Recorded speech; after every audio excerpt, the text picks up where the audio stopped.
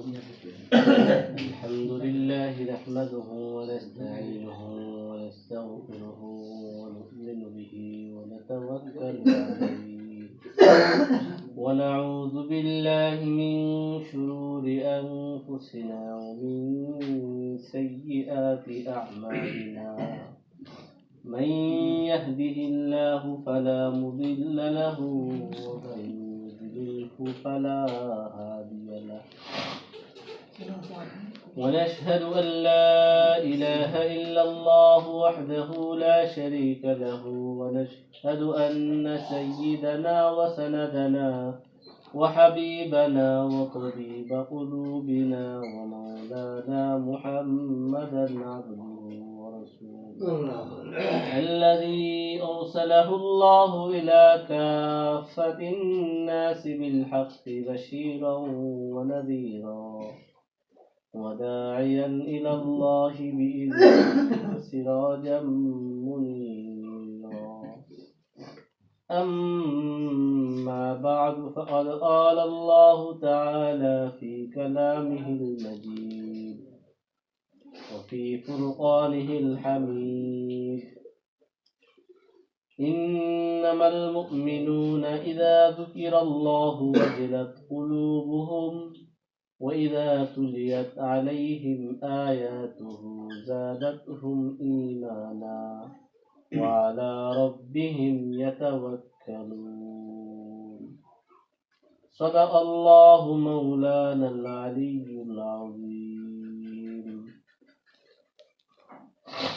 الحمد لله মহান রব্বুল আলামিনের অসংখ্য অগণিত শুকর যিনি আমাদেরকে মাগরিবের নামাজের মতো গুরুত্বপূর্ণ একটি ফরজ নামাজ জামে মসজিদে জামাতের সাথে আদায় করার তৌফিক দান করেছে। জন্য শুকরি অন্তরে অন্তস্থগুলিকে শুকরিয়া আদায় করে আলহামদুলিল্লাহ। রাসূলুল্লাহ সাল্লাল্লাহু আলাইহি ওয়াসাল্লাম বলেন, মান সাল্লাল বারদাইনি দাখালা, যে ব্যক্তি দুই ঠান্ডার নামাজ আদায় করবে সে জান্নাতে প্রবেশ করবে। দুই ঠান্ডার নামাজ দ্বারা এখানে এক ঠান্ডা হচ্ছে আসর অথবা মাগরিব আর দ্বিতীয়টা হচ্ছে ফজর। তো মাগরিবের নামাজের পর দিনই কিছু আলোচনা মুযাকারার উদ্দেশ্যে বলার জন্য এবং শোনার জন্য আমাদেরকে এখানে বসার তৌফিক দান করেছেন। এই জন্য আবারও শুকর আদায় করি।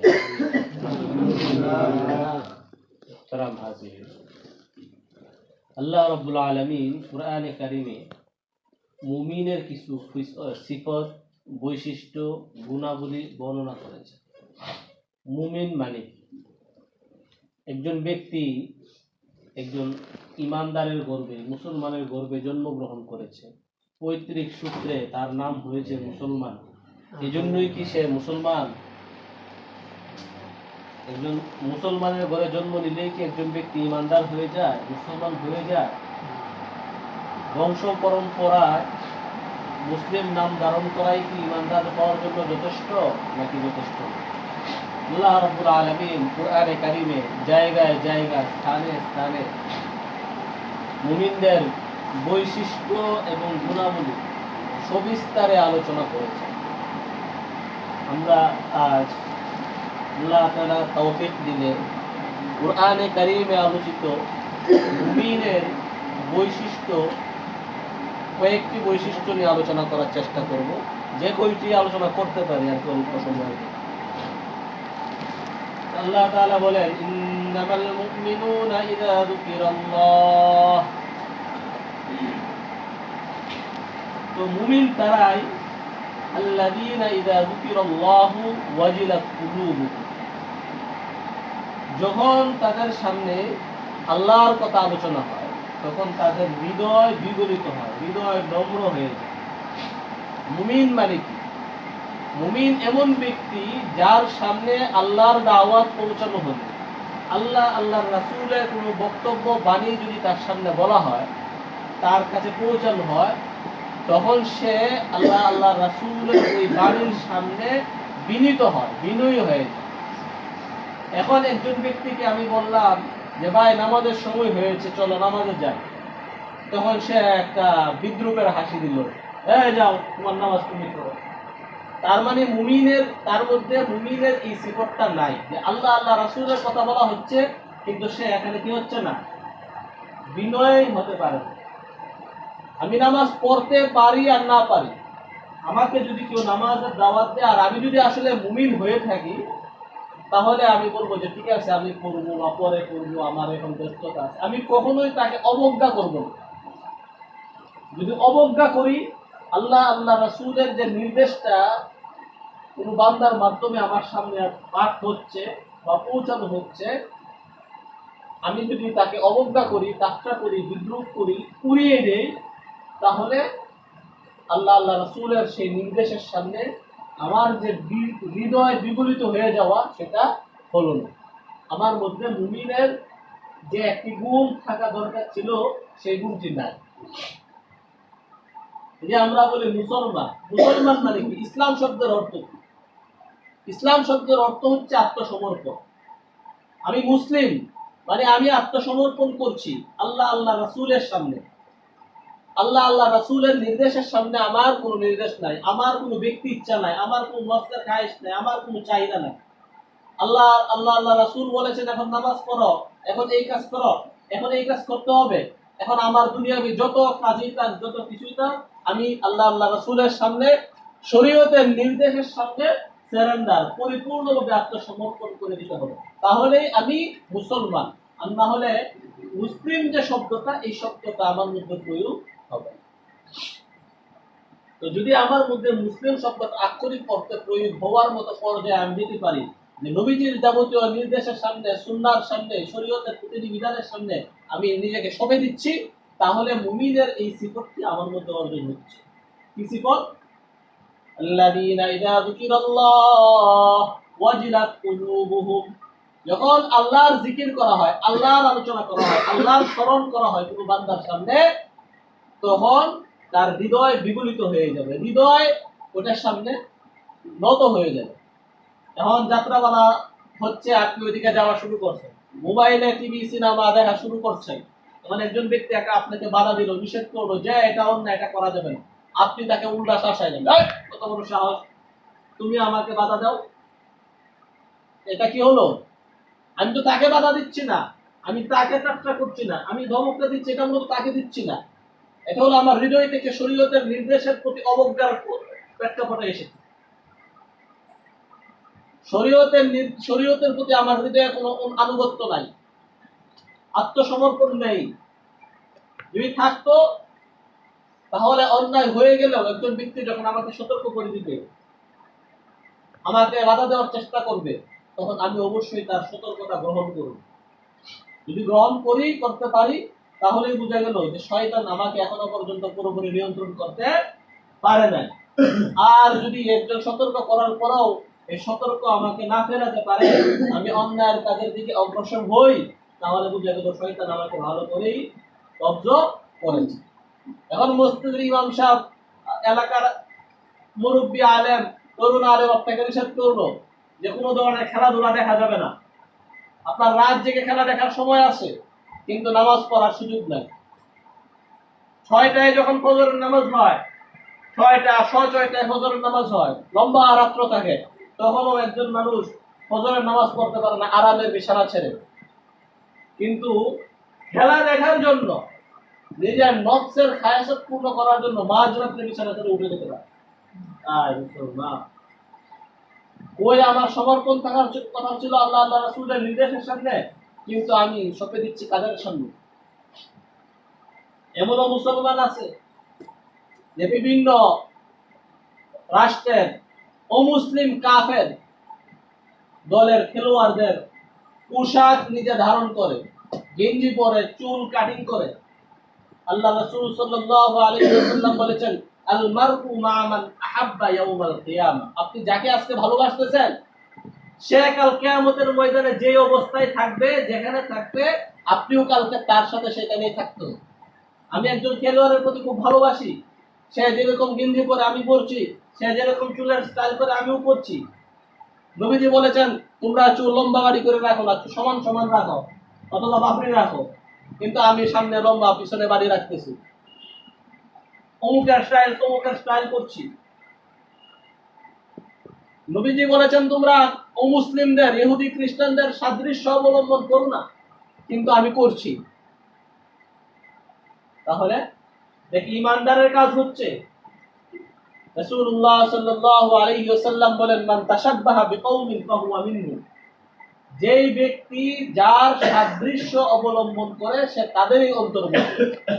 তখন আমি যদি একজন আলেমের সাদৃশ্য অবলম্বন করি, তাহলে কাল কিয়ামতের ময়দানে আমার হাসর নসর হবে একজন আলেমের সাথে। আমি যদি একজন বিধর্মের সাদৃশ্য অবলম্বন করি লেবাসে পোশাকে, তাহলে কাল কিয়ামতের ময়দানে আমার অবস্থানও তার সাথে হবে। একটা সুন্দর উদাহরণ দেই। মুসা আলাইহিস সালাম এবং ফেরাউনের জাদুকরদের কিচ্ছা আমরা জানি না। ফেরাউন যখন জাদুকরদেরকে বললো যে মুসার বিরুদ্ধে তোমাদেরকে লড়তে হবে জাদুর মাধ্যমে, তখন জাদুকররা বলেছিল যে আমাদেরকে একটু সুযোগ দেন, আমরা উনার মতো হই।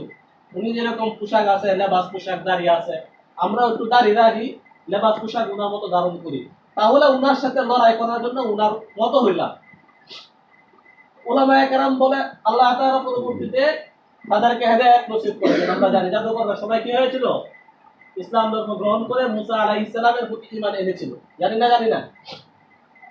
উলামায়ে কেরাম বলেন যে এই যে জাদুকররা, এরা ফেরাউনের গোলাম হওয়ার পরেও মুসা আলাইহিস সালামের সাদৃশ্য অবলম্বন করেছিল লেবাস পোশাকের দিক থেকে। যদিও উদ্দেশ্য ছিল ফেরাউনের পক্ষ হয়ে হকের বিরুদ্ধে, সত্যের বিরুদ্ধে লড়াই করা, কিন্তু তারা সত্যের বিরুদ্ধে লড়াই করার জন্য সত্যের সাদৃশ্য অবলম্বন করেছিল। এই সাদৃশ্যের উসিলায় আল্লাহ তাআলা তাদেরকে হেদায়েত নসিব করেছেন। আমি যতই নিজেকে ইমানদার দাবি করি, কিন্তু আমি গেঞ্জি পরছি ব্রাজিলের, আমি গেঞ্জি পরছি আর্জেন্টাইনের, আমি গেঞ্জি পরছি অমুক দলের তমুক দলের, এই মুখের দাবি কাজে আসবে না। কাল কিয়ামতের ময়দানে আল্লাহ তাআলা যখন আমাকে ধরবেন, তখন জবাব দেওয়ার কোনো সুযোগ থাকবে না। রাসূলুল্লাহ সাল্লাল্লাহু আলাইহি ওয়াসাল্লামের আরেকটা হাদিস, যখন জমিনে কোনো অন্যায় হয়, তখন কিছু মানুষ সেখানে উপস্থিত থাকার পরেও কেমন যেন অনুপস্থিত, মানে ওই অন্যায়ের কোনো দায়ভার তাদের উপর আসে না। আবার কিছু মানুষ ওইখানে উপস্থিত না থাকা সত্ত্বেও তাদের উপর এই অন্যায়ের দায়ভার আসে। কেন? প্রথম পক্ষ যারা অন্যায়ের স্থানে উপস্থিত ছিল, কিন্তু তারা এটাকে অপছন্দ করেছে, মনে মনে ঘৃণা করেছে, বাহ্যিকভাবে যদিও এলাকা ছেড়ে যাওয়ার সুযোগ হয় না, আল্লাহ তাআলা তাদেরকে ওই অন্যায়ের অপরাধ থেকে, দায় থেকে মুক্ত রাখবে। আরেক শ্রেণী যারা দূরে ছিল, তারপরেও এই অপরাধীদের সাথে অপরাধী হিসেবে গণ্য হবে। কেন? কারণ তারা মনে মনে এই অপরাধটাকে সাপোর্ট করেছে, সমর্থন করেছে। এখন একটা উদাহরণ দিই। ইসরায়েল ফিলিস্তিনের উপর হামলা করছে, মুসলমানদেরকে হত্যা করছে না? এখন যারা ইসরায়েলকে সমর্থন করছে, যদিও তারা মুসলমানদেরকে আক্রমণ করতেছে না, কিন্তু দূর থেকে ইসরায়েলকে সমর্থন করার কারণে তারা যে অপরাধী, দূর থেকে যারা সমর্থন করছে তারাও কি একই অপরাধী। এখন একটা রাষ্ট্র যারা বিশ্বকাপে খেলছে, তারা ইসরায়েলকে সমর্থন করছে ফিলিস্তিনের বিরুদ্ধে, আমি ওই দলকে, ওই দেশকে সমর্থন করলাম, প্রকারান্তরে আমি ফিলিস্তিনের বিরুদ্ধে পক্ষকে কি করেছি, সমর্থন করছি। বেশি কঠিন হয়ে যাচ্ছে মনে হয় উদাহরণ, নাকি? আচ্ছা, মূল আলোচনায় ফিরে আসি। তো বলছিলাম, আল্লাহ রাসূলের সামনে যদি আমি নিজেকে সঁপে দিতে না পারি, তাহলে আমি পরিপূর্ণ ঈমানদার হতে পারলাম।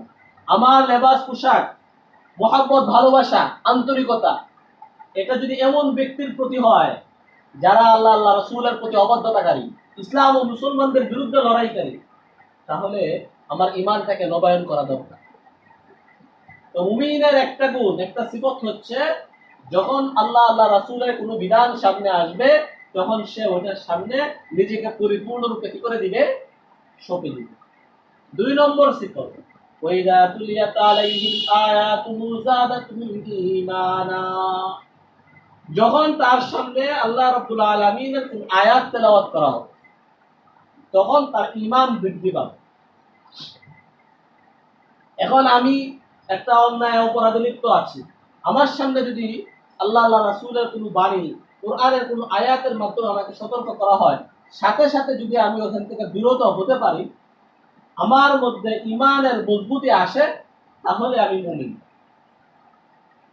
কথাগুলো আগে বলা হয়ে গেছে। 2 নম্বর বৈশিষ্ট্যের যে কথাগুলো, 1 নম্বর বৈশিষ্ট্য আল্লাহ রাসূলের বিধানের সামনে আমি নিজেকে সঁপে দিচ্ছি।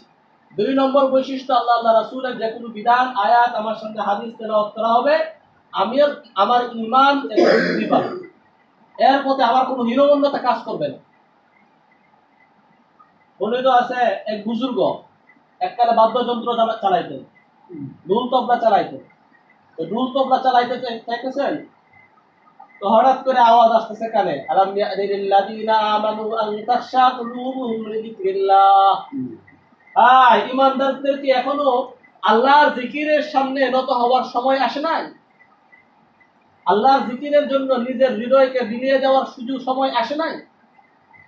ওই যে মদ গাঞ্জা খেয়ে কি করতেছিলেন, ঢোল তবলা বাজাইতেছিলেন, তার কানে যখন এই আয়াত আসছে, এই আয়াত তার হৃদয়ে নাড়া দিছে। হ্যাঁ, এত আমারে বলতেছে আমি তো ইমানদার, কিন্তু আমি তো আল্লাহর প্রতি, আল্লাহর হৃদয় জিকিরের প্রতি কিনা বিনয়বনত নই। তখন তিনি সব কিছু ছেড়ে তওবা করে যুগ শ্রেষ্ঠ আল্লাহর ওলি বুজুর্গ হয়ে গিয়েছে। তো আমি যদি ইমানদার হয়ে থাকি, তাহলে আমার মধ্যে এই গুণগুলো ধারণ করতে হবে। ইমানদারের 3 নম্বর গুণ, ওয়ালা রাব্বিহিম ইয়াতাওয়াক্কালুন। ভরসা, আস্থা, নির্ভরতা হবে একমাত্র আল্লাহ রাব্বুল আলামিনের উপর। আমি মসজিদে যাই না, আমার কি ধান কাটতে হবে, ধান রোদ দিতে হবে, বন রোদ দিতে হবে, এই জন্য আমার নামাজ পড়ার সময় নাই, মসজিদে যাওয়ার সময় নেই। তো আল্লাহ রাব্বুল আলামিন তো আপনার প্রতি খুশি হইয়া দান আরো ফসল বাড়িয়ে দেবেন, নাকি বাড়িয়ে দেবেন না? আপনি মসজিদে যাচ্ছেন না, এই জন্য বাড়ায় দিত না? আল্লাহ রাব্বুল আলামিন চাইলে এই বছর ফসল যা দিয়েছেন, আগে পানিতে তো এই বছর বেশি ডুবছে, আগে এই বছর আর বেশি ডুবতে পারে, পারে না? এই জন্য আল্লাহ রাব্বুল আলামিন যতটুকুই দিয়েছেন, আল্লাহর প্রতি আস্থা রেখে, ভরসা রেখে, ইবাদতের প্রতি, মসজিদের প্রতি অনীহা বা বিমুখ হওয়া, এটা কখনো একজন মুসলমানের কাজ হতে পারে। আবার যদি ওসিলা হয়, অজুহাত হয়, ধান রোদে দেওয়ার সব দিতে হয়, বন রোদে দিতে হয়, এই জন্য দুপুরে আসরে মসজিদে আসার সুযোগ নেই। ধান যদি সব পানির তলায় যেত, তাহলে তো ধান রোদে দেওয়া লাগতো না, বন রোদে দেওয়া লাগতো না, তখন মসজিদে আসার সময় হইত নাকি? বৃষ্টির কারণে ধান রোদে দেওয়া যায় না। একজন মুসল্লি মসজিদে আসলো, বললাম যে কি ব্যাপার, আপনারা তো মসজিদে দিনের বেলা কম দেখি, তো আজকে বৃষ্টি, ধান রোদে দিতে পারছি না, এই জন্য আসছি। তো বললাম তাহলে তো প্রতিদিন বৃষ্টি আসলেই ভালো, আপনার দায়না রোদে দেওয়া লাগবে না, নামাজ পড়তে মসজিদেও আসবেন। বৃষ্টি আর না আসলে, রোদ উঠলে তো আপনি মসজিদে আসবেন না। কোনটা হলে ভালো? যে কাজের মাধ্যমে আপনি আল্লাহর দিকে মনোনিবেশ করবেন, ওই কাজটাই তো হওয়া দরকার নাকি? দান যদি সব মানে তোলা হচ্ছে স্যার, তাহলে আপনি আল্লাহরে ডাকবেন, আল্লাহ আল্লাহ তুমি দান দাও, তুমি তুমি কি করলো। কিন্তু যদি ফসল আল্লাহ শেষ যায়, তখন আর আমরা আল্লাহরে ডাকি না, আল্লাহরে বললে দেন। অথচ ফসল হইলে, ভালো হইলে আল্লাহর বেশি টাকা দরকার ছিল। যাই দিচ্ছে শুকরিয়া শুরু, যেন আমরা মসজিদে বেশি বেশি যাই। আল্লাহ রাব্বুল আলামিন কোরআনে কারীমের মধ্যে বলেন, ওয়ালাউ আন্না আহলাল কুরা আমানু ওয়াত্তাকাউ লাফাতাহনা আলাইহিম বারাকাতিম মিনাস সামাই ওয়াল আরদ ওয়ালাকিন কাযযাবু ফাআখাযনাহুম বিমা কানু ইয়াকসিবুন। ওয়ালাউ আন্না আহলাল কুরা আমানু, গ্রামবাসী যদি সবাই ঈমান এনে ফেলে, ওয়াত্তাকাউ এবং তাকওয়া অবলম্বন করে, লাফাতাহনা আলাইহিম বারাকাতিম মিনাস সামাই ওয়াল আরদ, তাহলে আমি আসমান জমিনের সমস্ত বরকত তাদের জন্য উন্মুক্ত করে দিই। আমার ঈমান যদি খাঁটি ঈমান হয়, আমার ঈমান যদি সমস্ত শরীয়ত এবং গুণাবলী বৈশিষ্ট্য সম্পন্ন হয়, আমি যদি তাকওয়া অবলম্বন করতে পারি। তাকওয়া মানে কি? ইসলামের শরীয়তের যাবতীয় বিধিবিধানগুলো পালন করা, পাশাপাশি সতর্কতামূলক অনেক বৈধ কাজ থেকে বিরত থাকা, আল্লাহর ভয়ে, না জানি আমি হারামের মধ্যে লিপ্ত হয়ে যাই। সংক্ষেপে তাকওয়ার পরিচয়টা বলি। তো তাকওয়া অবলম্বন করি, তাহলেই আল্লাহর বরকত আমি পাইতে পারি। আসমান থেকেও বরকত আসবে, জমিন থেকেও বরকত আসবে। কিন্তু যদি উল্টাটা হয়, তাহলে আল্লাহ বলেছেন ফাআখাযনাহুম বিমা কানু ইয়াকসিবুন, তাদের কৃতকর্মের কারণেই আমি তাদেরকে প্রাপ্ত করব। এই কথা বলার সুযোগ না। হ্যাঁ, বন্যায় সব তলায় গেছে, বন্যা আসছে তো আমার কারণে। আল্লাহ তাআলা বলেন আনজালনা মিনাস সামাই মাআম বিকদার, আমি আসমান থেকে পরিমিত পানি দুনিয়াতে পাঠাই। ওয়া ইন্না আলা যাহাবিন বিহি লাকাদিরুন, আর এই পানি সরানোর ক্ষমতাও একমাত্র আমিই রাখি। আল্লাহ বলেছেন যে আমি পানি দিই পরিমিত। আমরা দেখি বন্যা হচ্ছে, পানি বেশি হচ্ছে। আসলে বেশি হচ্ছে না, পরিমিতই হচ্ছে। যতটুকু আমার অন্যায় সেই অনুযায়ী যদি আসতো পানি, তাহলে তো জমিনের উপরে আমরা থাকার মতো উপায় ছিল না। যেই পরিমাণ অবাধ্যতা আমরা আল্লাহর করি, এই পরিমাণ পানি তো আমাদের উপরে আসে না, কমই আসে। আল্লাহ তো রহমান ও রাহিম, দয়ার সাগর। সেই জন্য আমরা চেষ্টা করব, মুমিনের আরো অনেকগুলো সিফত আছে একাধিক আয়াতে, ওইগুলো আজকে আলোচনা করা সম্ভব না, অনেক লম্বা চড়া সময় হয়ে গেছে। তো মুমিনের তিনটি গুণ এই আয়াতের মধ্যে বলা হয়েছে, ইন্নামাল মুমিনুনা আল্লাযীনা ইযা যুকিরাল্লাহ ওয়াজিলাত কুলুবুহুম ওয়া ইযা তুলিয়াত আলাইহিম আয়াতুহু যাদাতুহুম ঈমানা ওয়া আলা রাব্বিহিম ইয়াতাওয়াক্কালুন। একজন ঈমানদার মুমিন, তার সামনে আল্লাহর জিকির করা হলে, আল্লাহর কোনো বিষয় আলোচনা করা হলে তার হৃদয় বিনয়াবনত হবে, বিনয়ী হয়ে যাবে। কোনো ধরনের বড়ত্ব অহংকার আল্লাহর নির্দেশের সামনে কাজ করবে না, পরিপূর্ণভাবে সঁপে দিবে। 2 নম্বর, কোরআনের আয়াত, নবীজির হাদিস যদি কোনো মুমিনের সামনে আলোচনা হয়, তাহলে এতে তার ঈমান বৃদ্ধি পাবে, হৃদয় শক্তিশালী হবে, দুর্বল হবে না। 3 নম্বর, একজন মুমিনের পরিপূর্ণ নির্ভরতা, আস্থা একমাত্র আল্লাহ তাআলার প্রতি হবে। রোদের প্রতিও নয়, সূর্যের প্রতিও নয়, কোনো ধরনের বৃষ্টির প্রতিও নয়। আল্লাহ তাআলা আমাদেরকে তৌফিক দান করুন, পরিপূর্ণ ঈমানদার বানিয়ে দেন, মুমিনের যাবতীয় সিফত এবং গুণাবলী নিজের মধ্যে ধারণ করার তৌফিক দান করুন। আমিন। ওয়া আখিরু দাওয়ানা আলহামদুলিল্লাহি রাব্বিল আলামিন। দুরূদ শরীফ পড়ে নিন।